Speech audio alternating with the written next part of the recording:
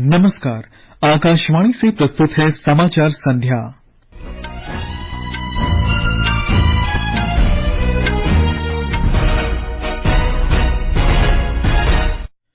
प्रधानमंत्री नरेंद्र मोदी ने शिल्पकारों से पीएम विश्वकर्मा योजना का लाभ उठाकर उद्यमी और व्यवसायी बनने की अपील की। प्रधानमंत्री अमेरिका की 3 दिन की यात्रा पर कल रवाना होंगे। क्वाड शिखर सम्मेलन, संयुक्त राष्ट्र महासभा और द्विपक्षीय वार्ता कार्यसूची में शीर्ष पर।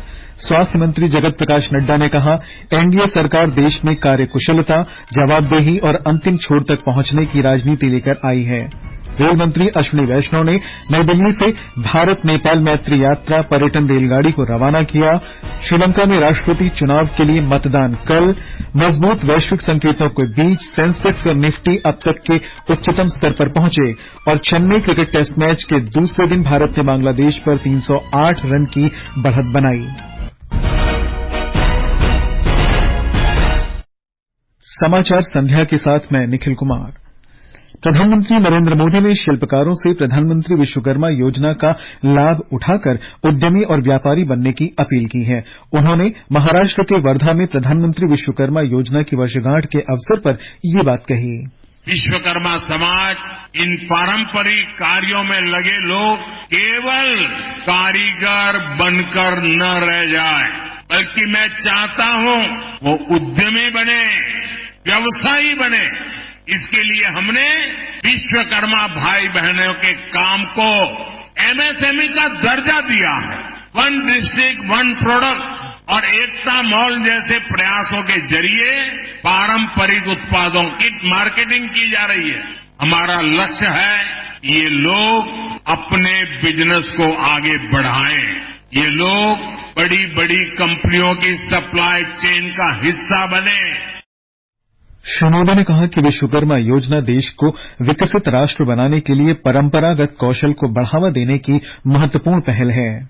देश के 700 से ज्यादा जिले, देश के 5000 शहरी स्थानीय निकाय, ये सब मिलकर इस अभियान को गति दे रहे हैं। इस 1 वर्ष में ही 18 अलग अलग पैसों के 20 लाख से ज्यादा लोगों को इससे जोड़ा गया। सिर्फ साल भर में ही 8 लाख से ज्यादा शिल्पकारों और कारीगरों को स्किल ट्रेनिंग, स्किल अपग्रेडेशन मिल चुकी है।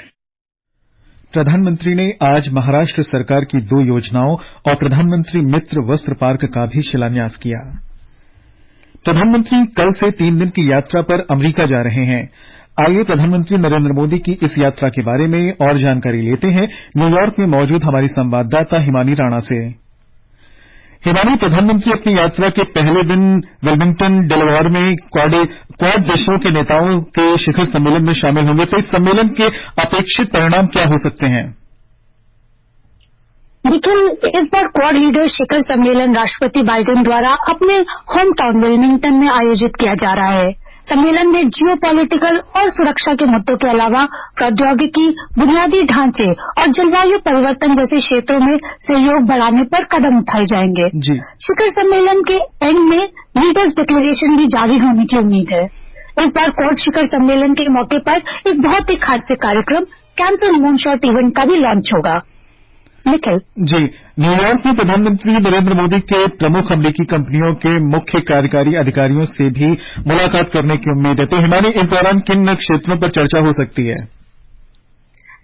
निखिल, यहाँ न्यूयॉर्क में प्रधानमंत्री artificial intelligence, semiconductor, quantum computing और जैव प्रौद्योगिकी के अत्याधुनिक क्षेत्रों में अग्रणी अमेरिकी कंपनियों के सीईओज के साथ एक बिजनेस राउंड टेबल में भाग लेंगे।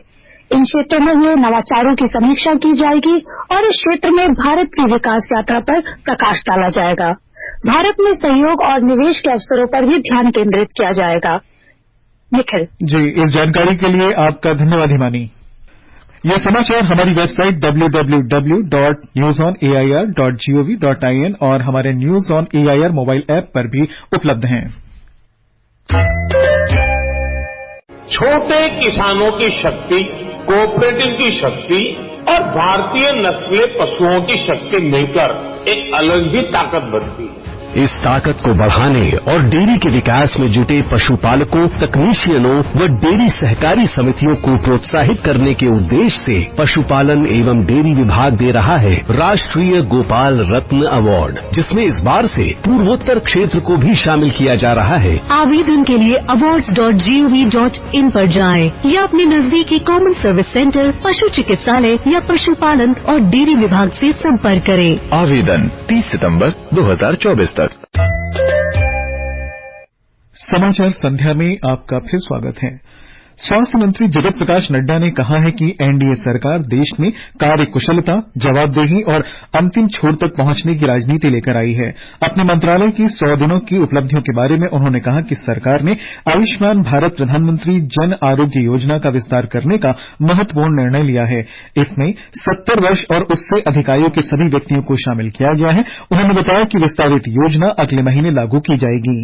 प्रधानमंत्री मोदी जी के नेतृत्व में आयुष्मान भारत ने सभी बुजुर्गों को irrespective of any income group all have been included in Ayushman Bharat above the age of 70। इसमें नो इनकम बार है। 4.5 crore families have been added. 6 crore लोगों को और जोड़ा जाएगा और सीनियर सिटीजन्स को और उनको 5 लाख रुपए का फैमिली बेसिस पे हेल्थ कवर दिया जाएगा। वाणिज्य विभाग ने सरकार के पहले 100 दिनों के दौरान निर्यातकों को सशक्त बनाने, प्रक्रियाओं को सुव्यवस्थित करने और नवीन समाधानों के माध्यम से आर्थिक विकास को बढ़ावा देने पर ध्यान केंद्रित किया है। वाणिज्य और उद्योग मंत्रालय ने कहा है कि इस अवधि के दौरान निर्यात को बढ़ावा देने और प्रक्रियाओं को सरल करने के लिए कई पहल की गई हैं। रेल मंत्री अश्विनी वैष्णव ने आज नई दिल्ली के हजरत निजामुद्दीन रेलवे स्टेशन से भारत नेपाल मैत्री यात्रा टूरिस्ट ट्रेन को रवाना किया। 10 दिन की भारत नेपाल मैत्री यात्रा भारत और नेपाल के धार्मिक स्थलों पर जाएगी। श्री वैष्णव ने कहा कि पर्यटक अब भारत और नेपाल की साझा सांस्कृतिक विरासत का सर्वोत्तम अनुभव प्राप्त कर सकते हैं। इसमें अयोध्या में भगवान श्री राम जन्मभूमि से लेकर सीतामढ़ी, जनकपुर, काशी विश्वनाथ और श्री पशुपतिनाथ जी के दर्शन का पूरा पैकेज है। यहाँ से भारत के बॉर्डर तक ट्रेन से सफर है और यात्री अच्छे से सुरक्षित ढंग से जाएं और उनकी सारी व्यवस्थाएं रेलवे के माध्यम से है। केंद्र सरकार ने तिरुपति मंदिर के लड्डू में मिलावट के आरोप पर आंध्र प्रदेश सरकार से रिपोर्ट मांगी है। स्वास्थ्य मंत्री जगत प्रकाश नड्डा ने नई दिल्ली में ये जानकारी दी।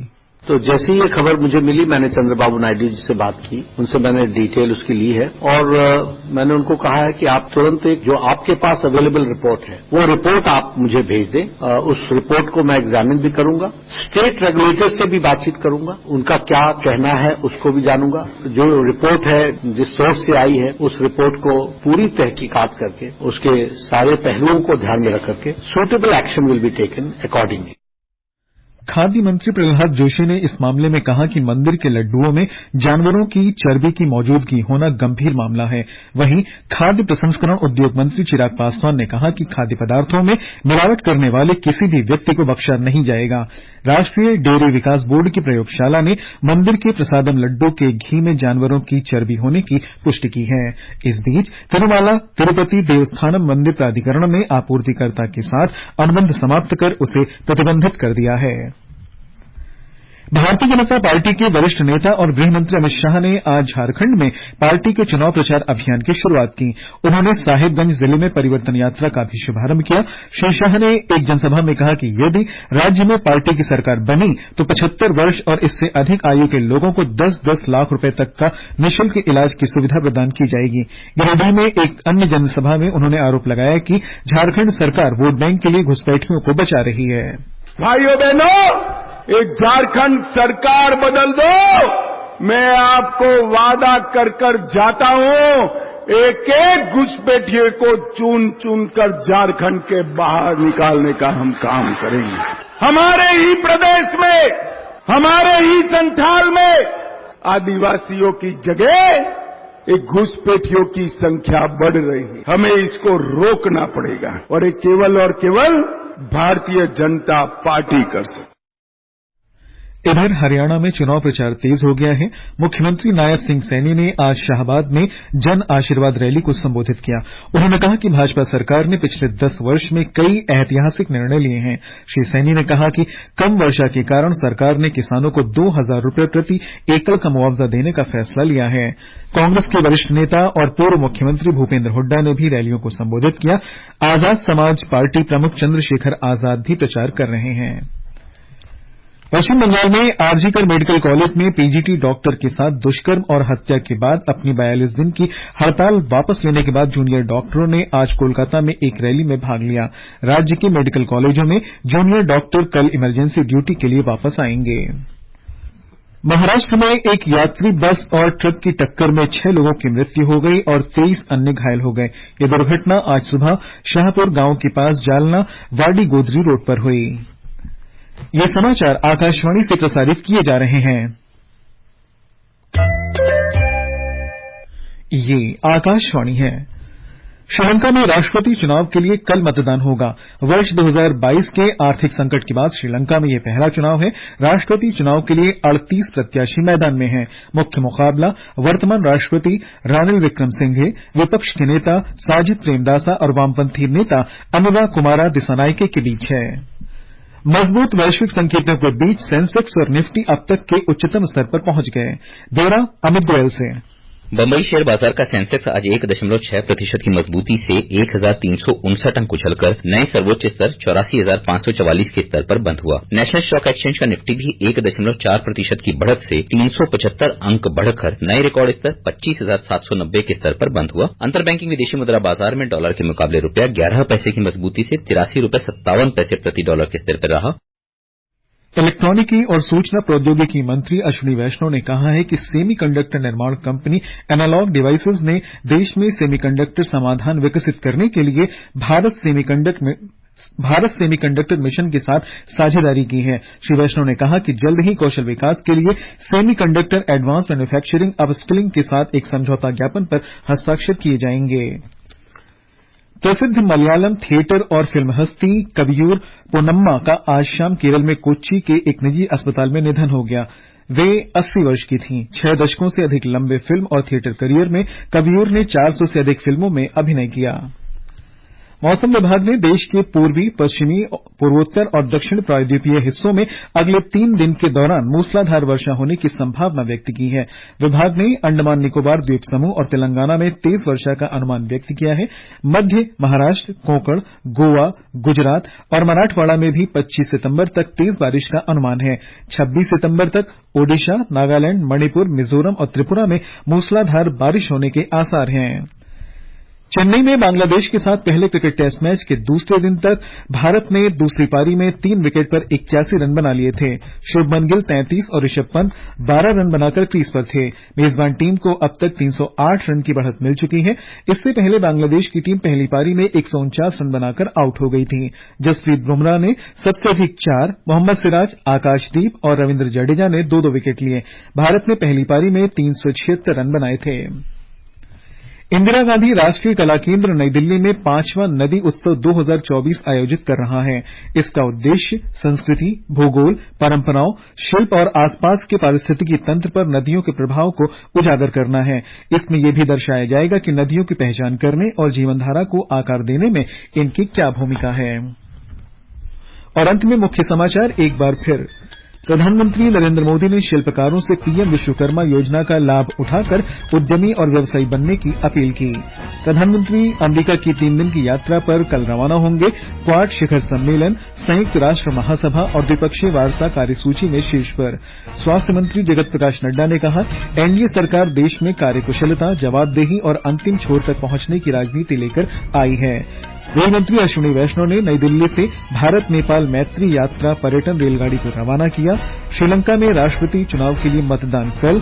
मजबूत वैश्विक संकेतों के बीच सेंसेक्स और निफ्टी अब तक के उच्चतम स्तर पर। और चेन्नई क्रिकेट टेस्ट मैच के दूसरे दिन भारत ने बांग्लादेश पर 308 रन की बढ़त बनाई।